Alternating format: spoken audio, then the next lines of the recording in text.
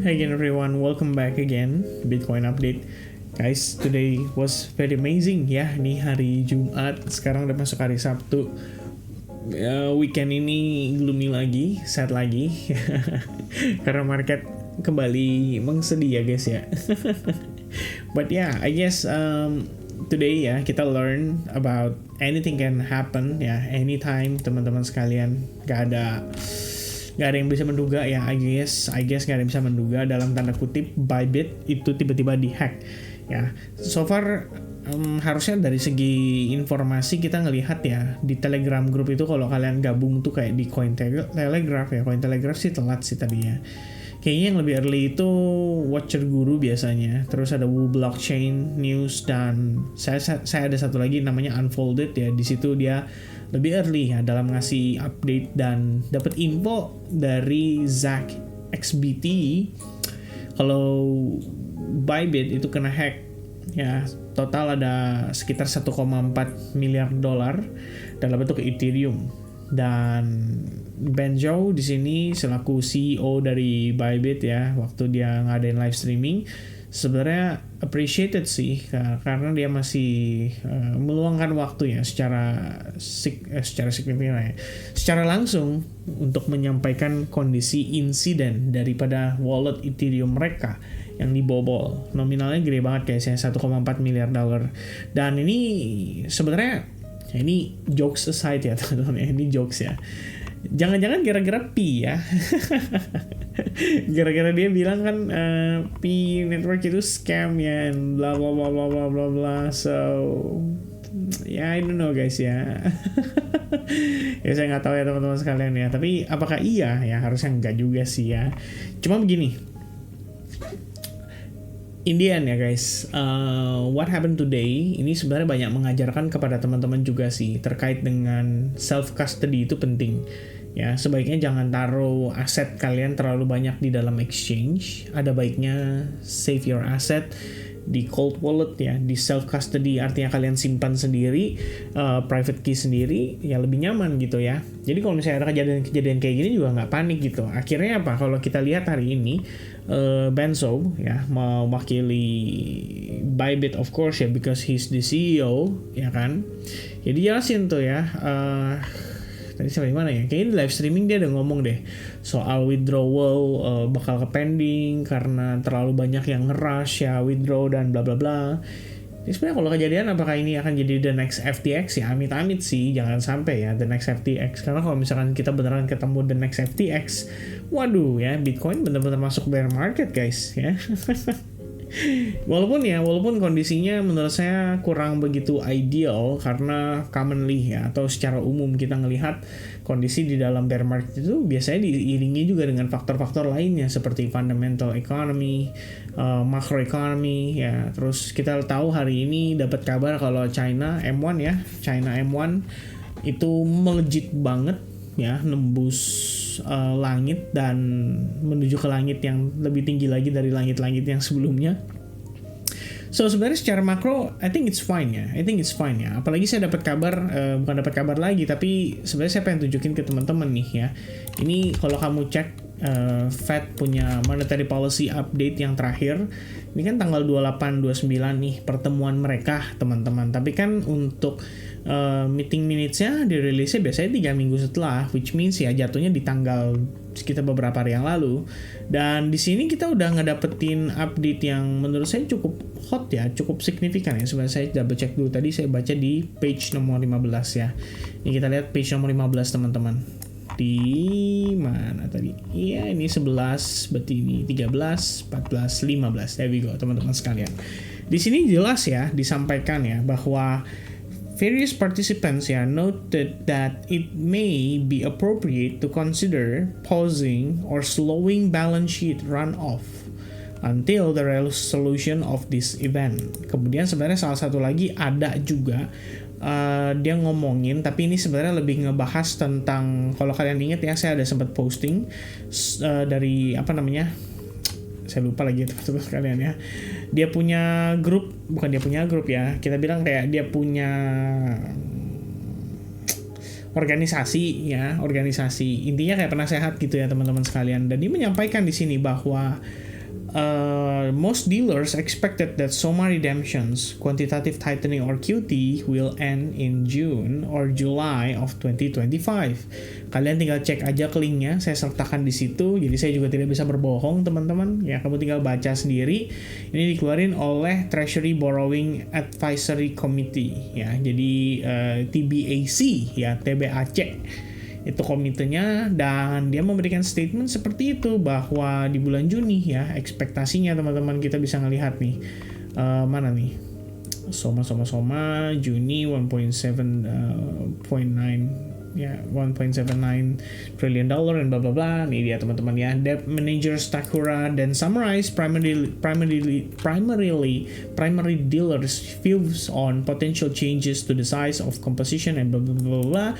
Intinya QT will conclude by Q1 CY 2026 or will end in June or July of 2025. Dan ini direspons gitu loh sama Fed. Artinya pengurangan balance sheet oleh the Federal Reserve jika memang akan dikurangi atau bahkan diberhentikan, itu artinya likuiditasnya akan ada di market. Dan China udah suntik liquidity. Jadi kalau kita lihat China punya M1 ya, atau money supply-nya udah meroket banget teman-teman. But again ya, we didn't expect kalau hari ini kita bakalan dapat, bukan FAD ya, ini kalau kita bilang lagi ini udah bukan FAD guys, ini udah kejadian gitu loh ya. Ya memang menimbulkan fear ya di sentiment market, menimbulkan uncertainty karena kita nggak tahu ya Bybit ke depannya nanti kan resikonya, kalau kita ngomongin resiko nih, apakah dia akan kena hack kembali untuk wallet yang lainnya, apakah rush withdrawal ini akan bikin Bybit goyang, apakah Bybit akan menjadi the next FTX. That's the problem, right? Ini yang menjadi resiko sehingga timbul yang namanya uncertainty atau ketidakpastian. Nah, berbicara soal doubt-nya udah pasti ngomongin soal market gitu. Apakah kalian ragu kalau market bisa bullish? Ya udah pasti ragu gitu kan. Udah pasti ada doubt-nya, dan doubt itu yang bikin market juga tidak berani mengambil langkah. Pada dasarnya kita saat ini berada di dalam situasi Anda tuh dihadapkan dengan kondisi Anda jadi paper hand atau jadi diamond hand ya, atau Anda udah beli habis itu marketnya dibanting lagi dan Anda frustasi gitu bahwa aduh ya ini gimana ceritanya nih ya kalau kayak gini ya, ini mah bull cycle cancelled and bla bla bla gitu. Dan memang kalau kita cek dari othersnya juga ya, saya sempat sampaikan ke teman-teman ya bahwa saya sendiri meyakini kalau saya nggak dikasih harga segini lagi, istilahnya dalam retest ya terhadap dia punya week, maka saya juga mungkin nggak akan pertimbangan untuk nambah spot lagi gitu untuk saat ini ya. Saya ada beberapa pertimbangan, tapi untuk saat ini dengan harga yang relatively atau others ya dari segi market cap di situ dia masih steady di range price yang sama. Begitupun Bitcoin ya, saya bisa bilang Bitcoin sama teman-teman sekalian ya. Walaupun kita ngelihat saat ini ada selling pressure, and I think this one could be greater ya dibandingkan dengan situasi sebelumnya. But yeah, I believe market ya masih bisa dia mengalami konsolidasi back and forth aja gitu, karena saat hari ini kita ngelihat udah optimis ya, ternyata ya kita ngelihat ada selling pressure. Fun fact-nya teman-teman ya, ini terjadi nggak cuma di Bitcoin, tapi kalau kalian lihat Nasdaq juga drop ya. Ini sejak data rilis tadi sekitar jam 21 lewat ya, bisa dibilang sekitar 21:45. Berbicara soal data Global Services PMI buat US yang angkanya di bawah 50. Jadi ini kita bilang ada kontraksi nih teman-teman sekalian ya. Kontraksi yang dimaksud tuh bukannya mau lahiran, tapi kontraksi yang dimaksudkan adalah sektor services dari US itu mengalami perlambatan pertumbuhan, dan perlambatannya kalau udah di bawah 50 dari segi angka indeks itu dianggap cukup lemah ya, atau kita bisa bilang bahasanya cukup berbahaya gitu.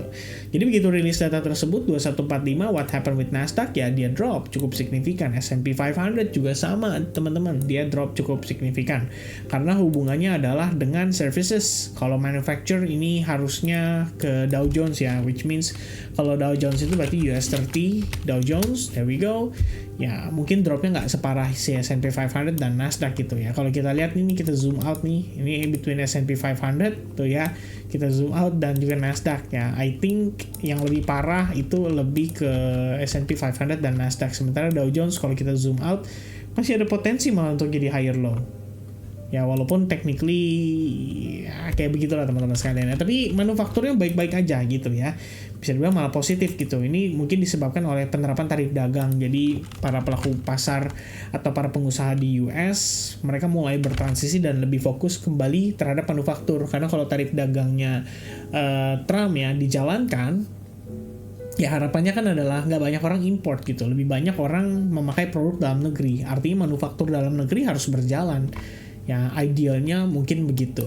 But ya guys, by the way ya, dengan condition saat ini, of course selling pressure di market jadi sangat wajar sekali. Cuma ada satu yang saya pengen bahas sama teman-teman ya, Bitcoin liquidation map today ya. It's very amazing guys ya. Karena di pagi hari short yang kena sekitar 300 juta dollar. Kita bisa lihat Bitcoin nge-spike naik dan berhasil menembus angka 99.400-an lebih kurangnya sebelum akhirnya dia rejected karena news pertama kali New York ya open, and then rejected setelah news dari Bybit yang lebih parah lagi teman-teman kondisinya. Jadi kalau kita lihat keseluruhan, begitu shortnya kena liquidation, longnya juga kena liquidation. Nah, ntar timbul pertanyaan nih, apakah ini settingannya gitu kan, yang memang untuk membuat market itu turunin penumpang dulu gitu kan. Setelah mereka confident untuk short, now ya shortnya dibantai, habis itu longnya sekaligus dibantai gitu di saat yang bersamaan. Dan kalau Anda zoom out lagi, kembali lagi ke perspektif time frame 4 jam, guess what guys, we don't see any breakout. So technically kalau saya zoom out ke 4 jam, terus saya bawa ke samping kayak gini, kita marking itu sebagai area, ya we don't see any breakout di situ, dan technically Bitcoin fail to maintain dan dia rejected lagi, masuk lagi ke dalam konsolidasi dan berlanjut ya. Sudah masuk berarti ke hari ke 16 bahkan ya, udah di hari ke-16. That's crazy actually guys ya. But here's the thing ya, ini untuk internal structure-nya. Kalau so far kita lihat di internalnya, ini bisa kita katakan bahwa it's part of the retracement guys ya. Jadi kalau misalkan case-nya si Bybit ini bisa beres, terus memang mereka bisa membuktikan ya kalau mereka bisa dan mampu membayar senilai 1,4 miliar dolar itu terhadap usernya, nasabahnya atau kliennya di dalam Bybit, ya I think we're gonna back to normal ya, probably Bitcoin bisa rebound lagi. Tapi kalau misalnya kita nggak ngeliat kabar baik itu, berarti Sabtu Minggu ini Anda bisa expect market having a slow movement. Dan mumpung slow movement, ini saya punya pertanyaan guys ya, di kolom pin, maksudnya di kolom komen, nanti kan saya pin nih chatnya saya teman-teman sekalian ya, supaya menghindari bot-bot nggak jelas itu.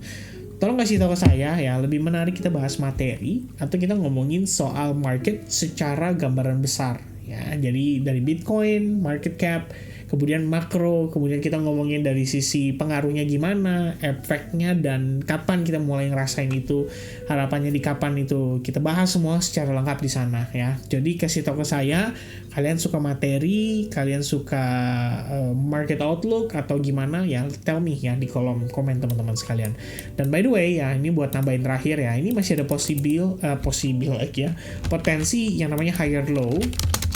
Kalau kita lihat dari situasi saat ini gitu ya, ini bisa ada potential higher low ya. Kalau dari indicator sih saya nggak ngeliat yang gimana-gimana banget. Cuma kalau misalkan dari internal structure-nya aja, yes, we do have a selling pressure. Closing 4 jam udah, which means biasanya the next 4 hours saya expecting dia bisa mengalami yang namanya pullback atau bisa naik dulu teman-teman. By the time dia mengalami pullback, mudah-mudahan bisa mengkonfirmasi juga sebagai potential inverted head and shoulders ya. But for now, kalau misalnya kita belum melihat dia mantul atau rebound, jangan buru-buru berspekulasi ya. Pokoknya kita perhatiin ini aja, oke? Ya teman-teman, kira-kira lebih kurang update-nya begitu. Baru banget ya sebenarnya hari ini, tadi saya ada bahas sama teman-teman di SAG loh ya. Kita lagi habis party guys ya. Benar-benar happy dalam artian I see a lot of traders ya di dalam SAG yang currently dalam keadaan profit gitu. So if you check on the previous trades yang mereka lakukan, profit and loss trading, sebelumnya tuh lagi happy ya. Kita lagi pada happy teman-teman sekalian ya. karena some of the transactions ya performing very well. Salah satunya adalah Fartcoin di sini. Jadi kita mentioning di sini, and then we have a strong reaction. Dia benar-benar ngetap di situ level yang saya mau, dia masuk. Habis itu apa teman-teman? Mantul dia tuh ya, sangat kenceng. Dapat 4R sebelum akhirnya berbalik gara-gara berita dan FAT malam hari ini ya. Saya sendiri ya profitnya cukup lumayan lah, bisa dapat tuh bagian teman-teman sekalian. Dan ada lagi ya, masih ada beberapa gitu. I mean one of it ya adalah Ethereum. Target saya juga tercapai benar-benar precisely di situ. Sebelum Ethereum dapat berita hack tadi, habis itu dia reject sekarang di 2600-an ya. Menurut saya ini crazy gitu. I mean this is very very crazy guys ya. Artinya kita juga harus waspada ya ketika kondisi market memang membuat kita merasa bahwa oh ini enak banget nih tradingnya, gampang ya. Ini saya ingatkan nih teman-teman. Saya pengen ingetin kalian kalau posisi market lagi enak, cocok sih buat kita entry agresif. Tapi ingat untuk jaga FOMO meter kamu still under control atau in control ya. Jangan sampai offside dan tanpa sadar udah entry 3 posisi atau bahkan lebih gitu. Sebentar lagi ada rilis data PMI, data rilis juga di jam kritis. Harusnya akan ada volatilitas dan saya nggak mau forecast apa-apa seputar PMI, itu saya pribadi. Yang pasti kalau kamu posisi lagi banyak karena merasa market lagi enak, ya saya nggak bisa larang juga. Saya cuma mau ingetin aja untuk tetap jaga risiko dan jangan sampai profit yang udah didapat disetor balik. Tugas saya sebenarnya mengingatkan teman-teman. Kenapa? Karena biasanya ketika seseorang dalam keadaan win streak itu wah ya dia bakal pede banget ngehajar terus teman-teman sekalian. Nah itu sebenarnya jadi consideration ya untuk saya remind kembali, dan ternyata hanya berselang beberapa jam tiba-tiba kita ngelihat ada case-nya Bybit. Ya obviously saya nggak expecting dia bakal kena hack gitu ya kayak di jam-jam tertentu gitu. Cuman how come gitu loh. Kondisi tersebut timingnya tepat propernya. Untungnya sih buat saya pribadi ya ada beberapa transaksi yang udah berhasil exit gitu, jadi kayak ya oke lah dapat enough profit gitu, and then suddenly market drop ya lumayan crazy. Tapi ya teman-teman sekalian, inilah kegilaannya market crypto ya. Anda tidak pernah tahu kapan dan apa yang akan terjadi, sehingga always perhatian apa namanya teman-teman, resiko. Saya selalu ingatkan resiko. Jadi jangan cuma ngelihat profitnya doang gitu, tapi Anda lihat juga resikonya guys. Kayak tadi Fartcoin nih, saya ada profit. Saya post kan kebetulan di Instagram. Di Instagram ada yang nanyain dong, kok Fartcoin gimana ya? Prospeknya masih bisa naik nggak ya? Kalau beli sekarang oke nggak sih? Saya kayak aduh ya, dia nggak ngerti nih ya konteksnya apa, dia nggak tahu saya lagi trading atau saya lagi investing, dia nggak tahu saya ngelihat fundamental atau cuma ngelihat chart doang ya. Ini makanya ya jadi kendala teman-teman sekalian, dan saya harap kedepannya jangan sampai teman-teman mengulangi proses yang sama seperti yang dulu gitu. Jadi terjun, ngerasain pahitnya dulu baru mau belajar ya. Ada baiknya apa? Belajar dulu supaya kalian terjun tanpa harus ngerasain pahitnya itu. Oke, so guys, I think that's gonna be the update ya. I wanna say thank you very much juga buat kalian yang udah dukung di video sebelumnya. Saya cek udah lebih dari 750 likes button, which means itu mengaktifasi semangat saya untuk hari ini atau mungkin besok kita akan live streaming di YouTube channel ya. Pembahasannya apa? Kasih tahu saya di kolom komen ya. Kalian excited dengan pembahasan apa? Tell me guys ya. Oke, that's gonna be the update. Thank you very much guys. God bless everyone. Cheers and bye-bye guys. Have a nice weekend. Bye-bye.